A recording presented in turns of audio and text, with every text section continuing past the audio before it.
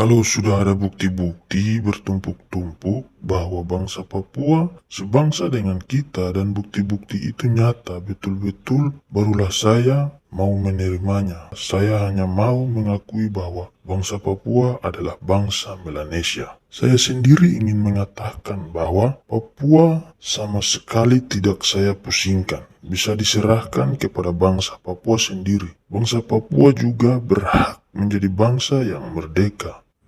Menurut Hatta, memasukkan Papua yang secara etnis berbeda menimbulkan prasangka bagi dunia luar, bertolak dari hukum internasional yang berlaku. Tuntutan atas wilayah ini akan memberi kesan Indonesia memiliki nafsu imperialistis. Begitulah yang ditulis Historia, yang katanya kata-kata Hatta dimuat dalam Risalah BPUPKI 11 Juni 1945 atau PPKI 29 Mei sampai 19 Agustus 1945. Namun setelah diteliti, ternyata kata-kata Hatta tidak ditemukan di dalam risalah BPUPKI yang dimaksud, atau Badan Usaha-Usaha Persiapan Kemerdekaan Indonesia, atau juga disebut dalam bahasa Jepang Dokuritsu Shunbi Josakai. Menurut buku Pendidikan Pancasila dan Kewarganegaraan, penerbit Kementerian Pendidikan dan Kebudayaan Republik Indonesia tahun 2017, halaman 5 mengatakan bahwa BPUPKI mengadakan sidang sebanyak 2 kali, sidang resmi dan 1 kali sidang tidak resmi. Sidang resmi pertama dilaksanakan tanggal 29 Mei sampai dengan 1 Juni 1945, membahas tentang dasar negara. Sidang kedua berlangsung tanggal 10 sampai dengan 17 Juli 1945 dengan membahas rancangan Undang-Undang Dasar. Dan juga bisa ditemukan dari sumber-sumber yang lain bahwa BPUPKI hanya membahas tentang dasar negara dan rencana Undang-Undang Dasar. Dari sumber-sumber ini, kita dapat mengetahui bahwa di dalam sidang BPUPKI tidak pernah membahas soal luas wilayah Republik Indonesia Serikat atau RIS, dan hanya membahas tentang dasar negara dan rancangan Undang-Undang Dasar. Lalu pertanyaannya, dari manakah Bung Hatta mengemukakan pendapat-pendapatnya tentang wilayah Papua? Menurut saya, luas wilayah Negara Kesatuan Republik Indonesia dibahas setelah KMB atau Konferensi Meja Bundar.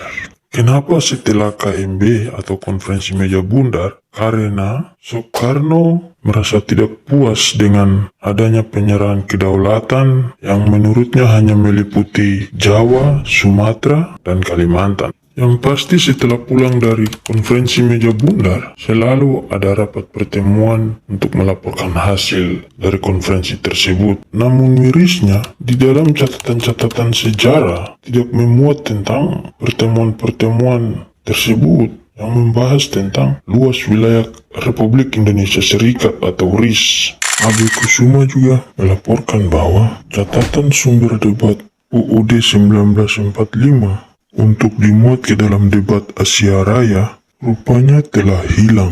Mirisnya, Republik Indonesia Serikat resmi dibubarkan pada tanggal 17 Agustus 1950 dan diganti menjadi Negara Kesatuan Republik Indonesia. Perdebatan Soekarno dengan Hatta rupanya telah mengganggu hubungan Presiden dan Wakil Presiden Indonesia Serikat itu, karena Soekarno yang berhasil melalui diplomasi politik menganeksasi Papua ke dalam Negara Kesatuan Republik Indonesia, sehingga Hatta kembali menegaskan, jadi jikalau ini diterus-teruskan, mungkin kita tidak puas dengan Papua saja, tetapi Kepulauan Salomon masih juga kita minta, dan begitu seterusnya sampai ke tengah Laut Pasifik. Apakah kita bisa mempertahankan daerah yang begitu luas? Menurut Mavis Ross dalam Indonesia Free, A Political Biography of Muhammad Hatta. Tetapi Muhammad Yamin yang sependapat dengan Soekarno mengemukakan pendapat-pendapatnya secara historis, politik, dan geopolitik. Wilayah Papua adalah bagian dari Indonesia. Papua adalah daerah penaklukan Kerajaan Tidore di Maluku. Perlu diketahui bahwa untuk mengklaim suatu daerah harus berdasar pada pelurusan sejarah. Contoh yang mudah dimengerti dan dipahami. Misalnya, saya orang Papua pergi ke luar Papua di daerah Jawa atau Sumatera atau Kalimantan dan mengklaim bahwa ini adalah tanah saya. Untuk itu, sejarah tidak boleh dimanipulasi. Sejarah juga tidak boleh dipolitisir, tetapi sejarah harus hadir secara utuh agar setiap orang, suku, ras, bangsa dapat mengenal jati dirinya, karena setiap individu di muka bumi ini mempunyai sejarah atau histori dalam kehidupannya.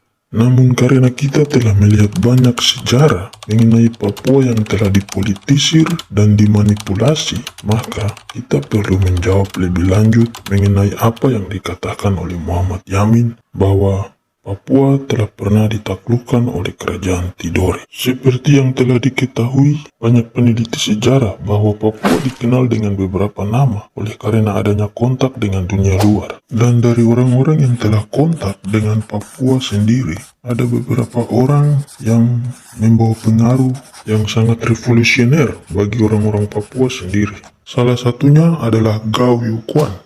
Diketahui sebelum kedatangan Gao Yuquan, seorang pedagang Cina pada abad ke-5 Masehi, orang-orang Papua sendiri terkenal dengan kanibalis. Oleh karena kanibalis, untuk mempertahankan hidup, manusia-manusia Papua mulai membentuk kelompok-kelompok.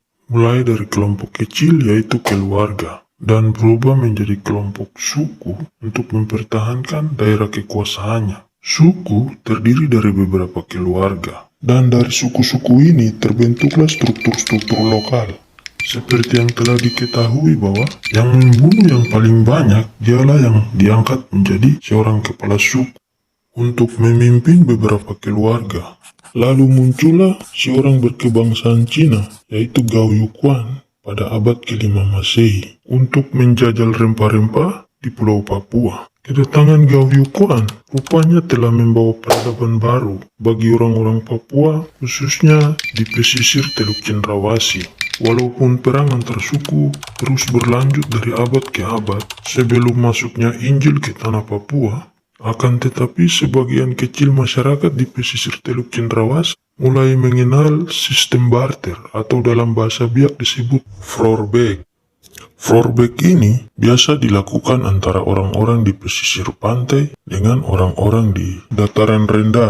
Hasil kebun ditukar dengan hasil laut. Ada juga hasil perburuan. Pada abad ke-8, sistem barter ini mulai menyebar ke beberapa gugusan kepulauan, antara lain Yapen-Waropen, Teluk Wondama, Teluk Doreri, di Manokwari, dan Amberbaken.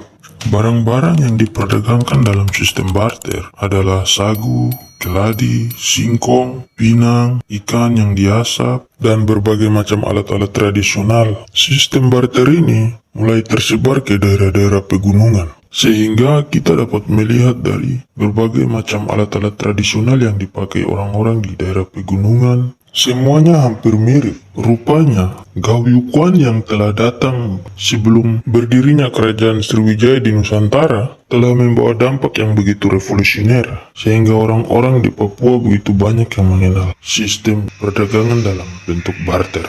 Walaupun Gao Yuquan yang telah tiada, namun catatan-catatannya yang ditemukan pada abad ke-13 mengundang orang-orang Cina kembali untuk melakukan perdagangan di Papua. Orang-orang Cina ini membawa barang-barang antik berupa piring-piring naga timbul, guci-guci yang bertuliskan ukiran-ukiran Cina, dan manik-manik. Benda-benda inilah yang dipakai sebagai tradisi adat pembayaran mas kawin bagi orang di pesisir Teluk Cendrawasih sampai saat ini.